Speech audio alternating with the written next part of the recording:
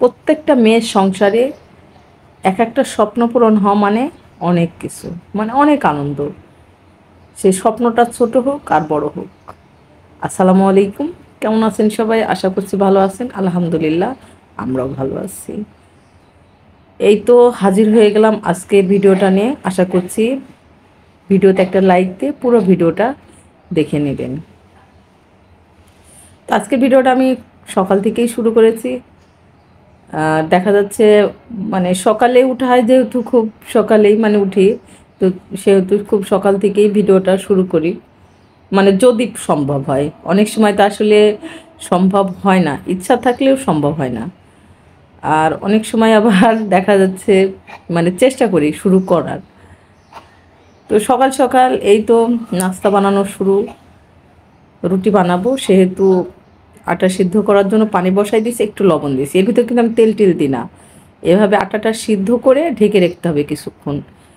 তারপরে ভালো করে আটাটা ছেনে নেবেন, দেখবেন রুটি অনেক নরম হবে। এটা কিন্তু একটা টিপস, মানে রুটি নরম করার টিপস। তো নাস্তা জন্য তো এই যে দেখলেন আটাটা সিদ্ধ করে আমি ঢেকে রেখেছি। আর লাউ রান্না করব বড়ি দিয়ে আর আলু দিয়ে। অনেক সময় তো আমরা চিংড়ি মাছ দিয়ে বেশি রান্না করি, আবার আমাদের অঞ্চলে এভাবে কুমড়ো বড়ি দিয়েও লাউ রান্না করে, মানে সবজি হিসেবে যেটা আমরা রুটি দিয়ে খাই। তো মশলাটা কষায় এই তো লাউ দিয়ে দিছি, আর পরে বড়িটা দিয়ে এই তো পাশের চুলায় বসাই দিছি, আর এই চুলায় আমি রুটি বানাই নিচ্ছি। দেখা যাচ্ছে দুটা কাজই একসাথে হয়ে যাবে। আর সকাল সকালই আমি নাস্তা বানানোর চেষ্টা করি, কারণ দেখা যাচ্ছে যত বেলা বাড়বে তত গরমটা বাড়বে এবং রান্নাঘরে টিকে থাকাটাই দায় হবে। বাইরে যদি 42 ডিগ্রি হয়, রান্নাঘরে তো 90 ডিগ্রি তাপমাত্রা। মানে যারা রান্নাঘরে কাজ করে তারাই বুঝে ব্যাপারটা। পরে নাস্তা পানি শেষ করে এ তো ঘরের কাজে লেগে গেছি। ফ্যানটা অনেক ময়লা হয়েছে, তাই ভাবলাম ফ্যানটা আগে পরিষ্কার করে নিই। আর আমি যেহেতু খুব লম্বাও না, তাই চেয়ারে পরে একটা টুল দিয়ে তারপরে এই তো ফ্যানটা মুছে নেওয়া। ফ্যান আমি ম্যাক্সিমাম পরিষ্কার করি, এসার বাবা খুব কম। মানে ঘরের কাজ ম্যাক্সিমাম আমি নিজে করারই চেষ্টা করি যতটুকু পারি। তো ফ্যান মুছে যে আশেপাশে একটু ময়লা পড়ছিল সেগুলো পরিষ্কার করে নিচ্ছি। তো ওই যে বললাম স্বপ্ন পূরণের গল্প, প্রত্যেকটা মেয়ের দেখবেন জীবনে স্বপ্ন পূরণ থাকে। যেগুলো করব মানে স্বপ্ন থাকে, কিভাবে স্বপ্নগুলো পূরণ করব। হয়তো অনেকে মনে করবে যে এটা কোনো স্বপ্ন হলো, এতটুকু চাওয়া। কিন্তু ছোট হোক বড় হোক, স্বপ্ন তো স্বপ্নই, তাই না? তো কাজ করতে করতে ভাবলাম আজ আমের জুস খাবো। তো পাকা আম গত বছরের ছিল, সেই আমটা আমি বের করে এখন ভিজায় রাখবো যাতে বরফটা ছেড়ে যায়। খুব ঠান্ডা কিন্তু আমি খেতে পারি না। তো এখন পানির ভিতরে রেখে দিলে দেখা যাচ্ছে বরফটা পুরা ছেড়ে যাবে, নর্মালের মতন হয়ে যাবে। আর অনেকে অনেকভাবে ফ্রোজেন করে, আমি দেখা যাচ্ছে এভাবেই রেখে দিয়েছি, কোনো কিছু সমস্যা হয়নি ওই রকমই। আর এই যে স্বপ্ন পূরণ যেটা বললাম, আমার মায়ের ঘরের একটা সোফা, এটা নাভানা ফার্নিচার থেকে নিয়েছিলাম। তো টু সিট আর 1 সিট ছিল। তো আমি 1 সিটটাই খুঁজতেছিলাম, পাচ্ছিলাম না, অনেক ধরেই খুঁজছিলাম। তো 1 সিট পাওয়াটা একটু মুশকিলই, অনেকবারই খুঁজেছি। পরে যাই হোক এটা পেয়ে গেছি। মানে 2 সিটের একজন নিয়ে গেছে, আর 1 সিটটা পড়ে মানে ছিল। তো ওদেরও বিক্রির দরকার, আমারও কেনার দরকার। তো যাই হোক ডিজাইনটাও ভালো লেগে গেছে, সিম্পলের মধ্যে, মানে যাকে বলে সাধারণের মধ্যে অসাধারণ। হয়তো বা ভাববেন এটা কোনো একটা শখ পূরণ হলো, এটাও একটা শখ। দেখবেন জীবনের ছোট ছোট চাগুলো পূরণ হলেও কিন্তু অনেক ভালো লাগে, আনন্দ হয় অনেক।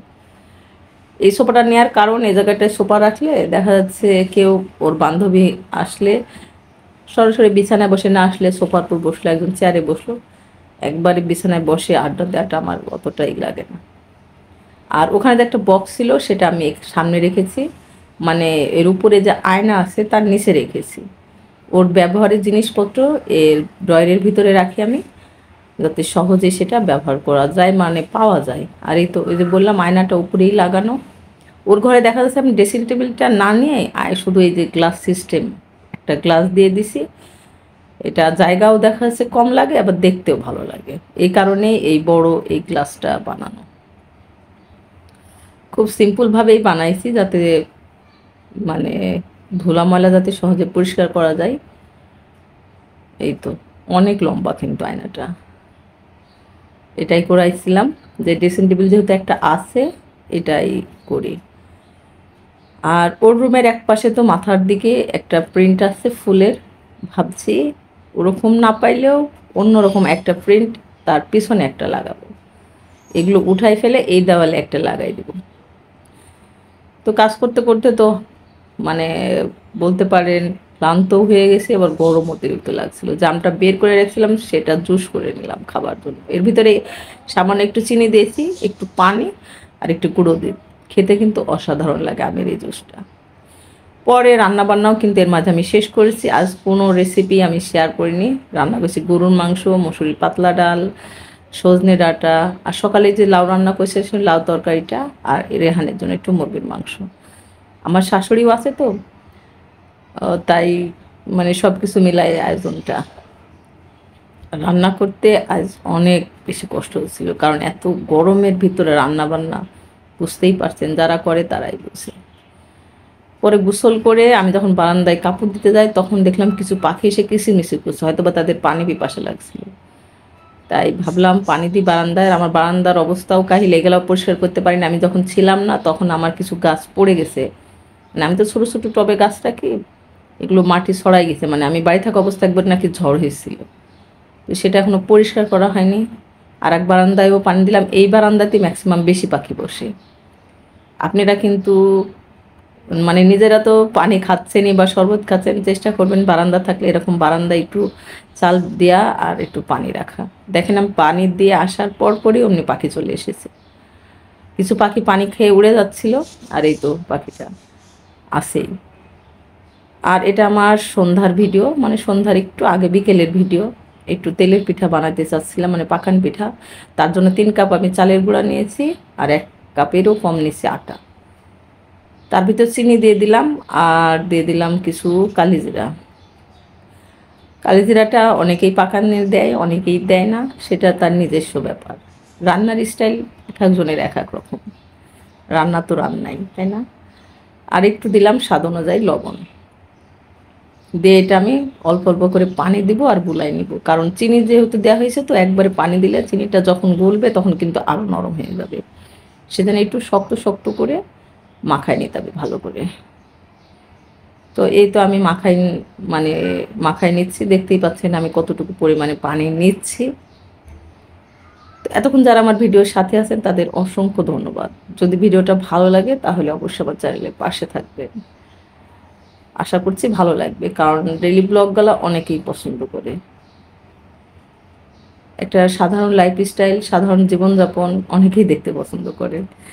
তো এই যে মাখায় কিছুক্ষণ রেখে দিয়েছিলাম আমি, দেখতেই পাচ্ছেন কেমন এর ঘনত্বটা, পাতলাও না খুব ঘনও না। এখন এগুলো ভেজে নেব আস্তে আস্তে। আমি একটু ফ্রাই প্যানে ভাজবো, একটা একটা করে না দিয়ে 2-3টা করে দেবো, যাতে তাড়াতাড়ি মানে ভাজা হয়ে যায়। কারণ ওই যে বললাম এত গরমে রান্নাঘরে টেকা দেয়, বিকেলকার নাস্তা হিসাবে মনে করলাম এটাই করি। আর ওর দাদি একটু মানে পাখান পিঠাটা পছন্দও করে, তাই ভাবলাম এটাই ভেজে নিই। আর অনেক দিন খাওয়া হয় না, সেই শীতের সময় খাওয়া হয়েছে আর খাওয়া হয়নি। খেজুরের গুড় দিয়ে ম্যাক্সিমাম করা হয়, আজ ভাবলাম চিনি দিয়েই করে, তাই এই তো চিনি দিয়েই ভেজে নেওয়া। তো ভালোই ফুলছিল, দেখতেই তো পাচ্ছেন কত সুন্দর ফুলছে। আর কেমন লাগলো ভিডিওটা কিন্তু অবশ্যই কমেন্ট করবেন। আমার তেলের পিঠাগুলো কেমন হচ্ছে সেটাও বলবেন। আর আপনারাও ভালো থাকুন, সুস্থ থাকুন, আমার জন্য দোয়া করবেন যেন সামনে এগিয়ে যেতে পারি। এই যে কষ্ট করছি কী জন্য? সফলতা পাওয়ার জন্য। আমিও আপনাদের জন্য দোয়া করি, আমার পাশে থাকার জন্য। যারা আসছেন তারা তো আসেনি, আর যারা নতুন মানে আমার ভিডিওর সাথে আছেন তাদেরও মানে শুভকামনা জানিয়ে আজকের ব্লগটা আমি শেষ করছি। একে একে পিঠাগুলো আমি ভাজতে থাকি আর আপনারা আমার ভিডিওটা দেখতে থাকেন। সে পর্যন্তই, আল্লাহ হাফেজ, আসসালামু আলাইকুম। আমার পিঠাগুলো দেখছেন সুন্দরই ফুলছিল। আমার রেসিপিটা ফলো করে এভাবে কিন্তু পাকান পিঠা বানাতে পারেন। আমার অঞ্চলে কিন্তু এটাকে পাকান পিঠা বলে, আর এদিকে তো তেলের পিঠা বলে, মানে এক এক অঞ্চলে এক এক নাম। যাই হোক, ভালো থাকুন।